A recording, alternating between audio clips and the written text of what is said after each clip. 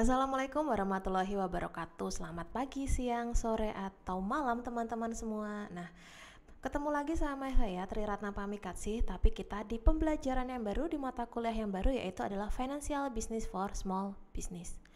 Nah, kira-kira ini ngomongin apa sih tentang Financial Essential for Small Business? Oke, kita masuk ke yang pertama dulu. Mungkin yang menjadi pertanyaan yang pertama ketika kita berbicara tentang keuangan bagi sebuah bisnis adalah kenapa sih keuangan itu sangat penting bagi sebuah bisnis, apalagi bisnis yang masih startup, yang masih kecil, yang istilahnya baru mau buka atau baru kemarin sore nih bukanya.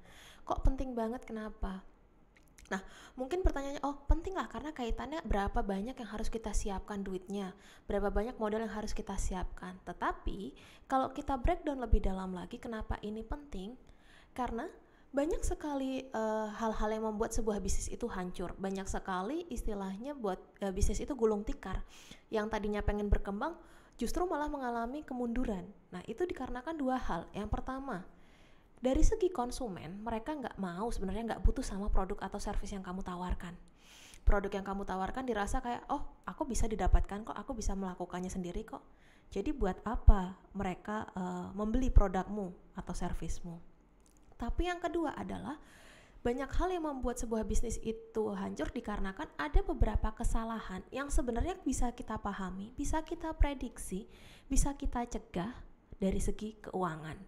Nah, hal inilah yang mengakibatkan banyak sekali bisnis kayak, oh kita mengesampingkan hal tersebut, justru malah mengakibatkan bisnis kalian hancur. Nah, mata kuliah ini atau course ini itu akan membahas tentang 5 hal. 5 hal tentang apa? 5 hal yang mungkin kesalahan-kesalahan bisnis yang sering terjadi yang mengakibatkan sebuah bisnis itu mengalami kemunduran atau bahkan gulung tikar. Nah, kita akan memahami kira-kira gimana sih, apa sih yang membuat bisnis itu hancur dari segi keuangannya, lalu kira-kira strategi apa sih yang bisa kita hadapi supaya nantinya dalam pengelolaan 5 hal ini atau 5 faktor ini tidak membuat bisnis kalian menjadi lebih hancur, tapi malah lebih baik lagi. Nah, 5 faktor itu apa? 5 faktor inilah yang akan kita bahas selama pembelajaran ini. Kita akan membahas mengenai yang pertama. Kita akan menentukan berapa jumlah modal. Modal ini kita kan pasti, oh bisnis itu yang penting ada duitnya dulu deh. Tapi ketika kita memulai bisnis, kita harus tahu dulu nih, kira-kira berapa jumlah modal yang pas. Jangan sampai modal itu terlalu banyak atau terlalu sedikit. Terlalu banyak nanti akan membebankan pada kalian yang endingnya justru malah menjadi tidak bisa dikelola dengan baik. Tapi kalau terlalu sedikit, operasional kalian akan terganggu. Nah, itu akan kita bahas juga. Terus faktor yang kedua atau hal yang kedua yang akan kita bahas juga mengenai adalah cash management atau manajemen kas, terkait dengan bagaimana kas keluarmu, transaksi keluarmu, terus transaksi masukmu, lalu nanti kita akan melihat bagaimana sih sebuah bisnis itu memanage atau mengelola kasnya. Nah, yang ketiga kita akan membicarakan tentang bookkeeping atau penjurnalan. Nah, loh kok manajemen kita mau bahas tentang penjurnalan? Bisnis harus tahu tentang bagaimana menjurnal, bagaimana mencatatkan. Semua transaksi harus dicatat, jangan sampai ada yang dilupakan. Karena transaksi itu menjadi salah satu aspek yang harus dipahami, diketahui dengan baik. Karena kalau misalnya kita miss, otomatis dari segi keuangan juga akan ikut miss.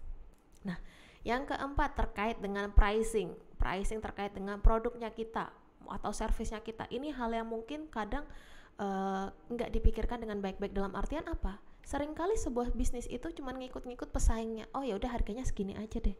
Tapi tidak dikali lebih dalam lagi apakah harga tersebut cocok atau tidak bagi produk mereka.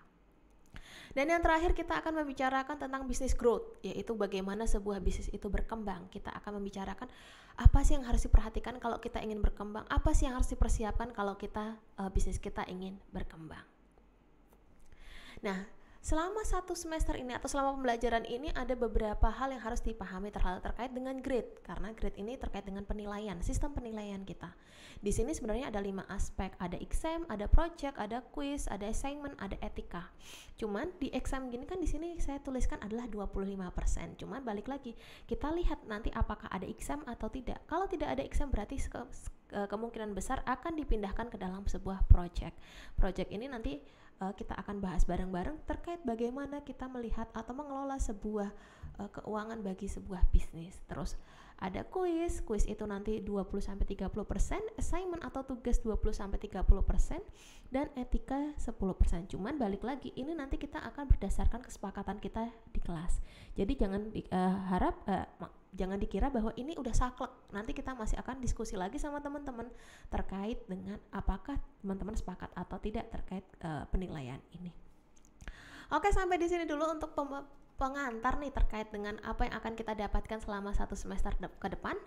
Kurangnya saya mohon maaf. Wassalamualaikum warahmatullahi wabarakatuh.